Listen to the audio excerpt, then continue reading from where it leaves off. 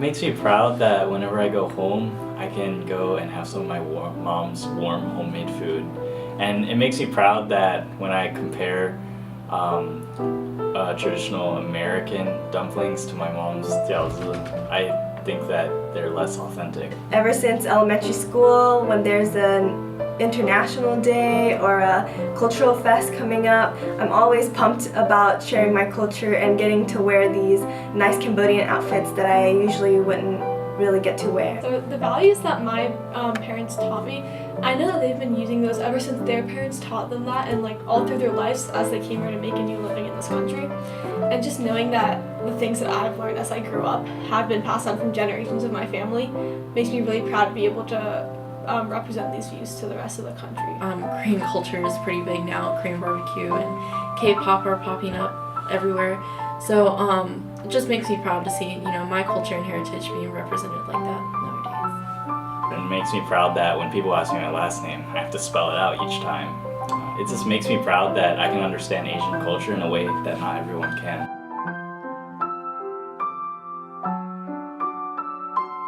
Yeah, I definitely have. And I think that one thing that I realize is that a lot of the times the stereotypes aren't really like blatant stereotypes, and it usually shows up in the form of like microaggressions. Like questions like, are you two related? Or like, oh, you must play the violin or something. And while those stereotypes are true for like some people, they're not true for everyone. So I kind of just want it so that when people look at me, they don't assume something based on my culture or race. Instead, they just assume that I'll be Vincent. Ethnically, no. Racially, yes. I feel like not a lot of people know enough about Cambodians to be able to stereotype us. And even if you do know some stereotypes, I would actually be pretty impressed and wouldn't even take offense. Cambodians are usually known for being the dark Asians, the ghetto Asians, having drinking alcohol and singing karaoke at every party. We're also known for owning donut shops and eating tarantulas. Some of these things I don't even know about myself. And so, since not a lot of people are aware of these stereotypes, they just see me as being Asian and being smart and well put together all of the time. And so, for me, the stereotypes can come from both sides of the spectrum. Some things that people have told me are that they think that Indian people smell bad all the time, which doesn't make any sense. And also that they all do like technology things and are just complete nerds, which also is kind of stupid. But for the most part, I've been pretty fortunate to grow up in a place where many people are educated and don't believe in these stereotypes. Once when I was probably in middle school, I was in a shoe store and a lady came up to me and she said, she spoke to me in Chinese. I understood her because I took Chinese at school, but I'm Korean, so it kind of really put into perspective for the first time like how I'm stereotyped by the society. At school, at my home high school, I would take higher math classes or science classes, and people would say, oh, you're Asian, of course, you would be in this class, and it just, I didn't get here because I'm Asian, I got here because I worked hard.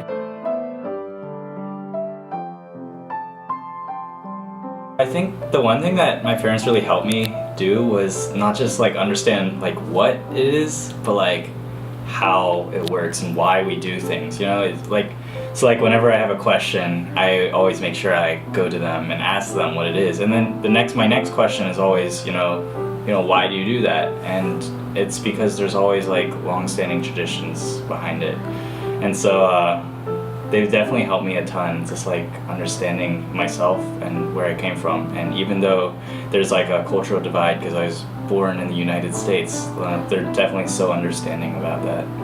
Everyone's parents has a story, and my parents' story involves gunshots in the Pol Pot regime and refugee camps in the late 20th century. And so because of that, they don't really care too much about watching these old Cambodian movies and films with me, because a lot of their stories tend to have very sad and depressing plots. But something that they do stress about is going to the temple and making sure that I know how to speak Khmer, because what we do watch are some Chinese and Thai dubbed Cambodian movies. My mom was adopted, and my dad came from Korea when he was 4.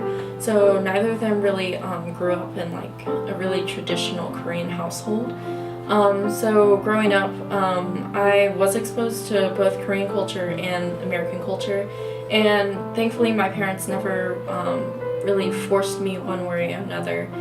So I kind of grew up in my own version of Korean heritage, and yeah, I appreciate my parents doing that for me.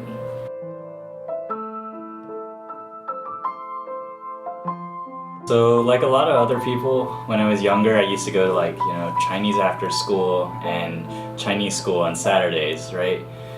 But one thing that was different from me and other people was that at Chinese school, my mom was always my teacher. And it was like this for like 7 or 8 years or something. And I guess, little annoying Vincent probably thought it would be funny to just like mess around, not pay attention.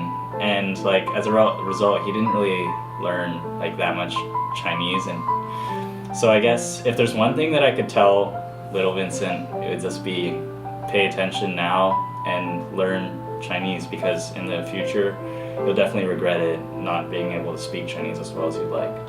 Don't get me wrong, I am proud to be Cambodian, but I remember in middle school I used to always try to mention that I was part Chinese because a lot of my friends are Chinese. And then I remember once I started high school, I had more Southeast Asian friends, and so I tried to not mention that I was Chinese as much because they would always tease me about how I was only smart because I was part Chinese.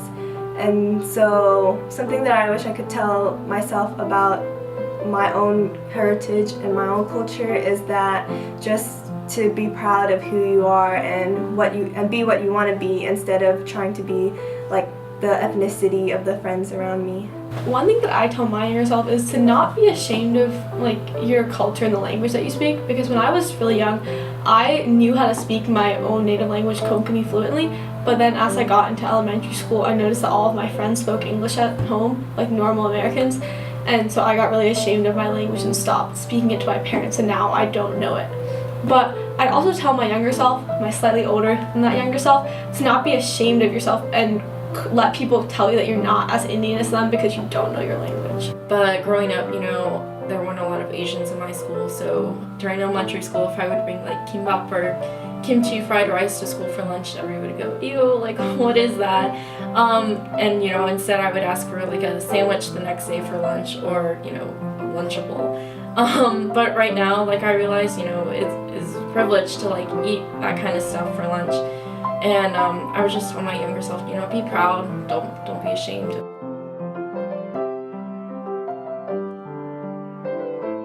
If you don't have any Chinese friends yet, you definitely should. Please, please, please meet someone, or like if you don't hang out with them that much, hang out with them, try some of their food, learn some of the language, and it'll be an awesome experience. And I promise you that we're nice people too. Take the time to understand us. I acknowledge that some of these stereotypes don't just come out of nowhere, but don't identify us individually by them. If some stereotypes seem to be true, try to understand why we do what we do and why our beliefs are so.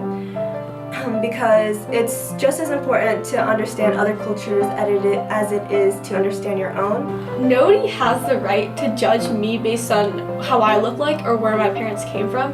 And just because you don't know a lot about a culture doesn't mean that's bad or anything negative.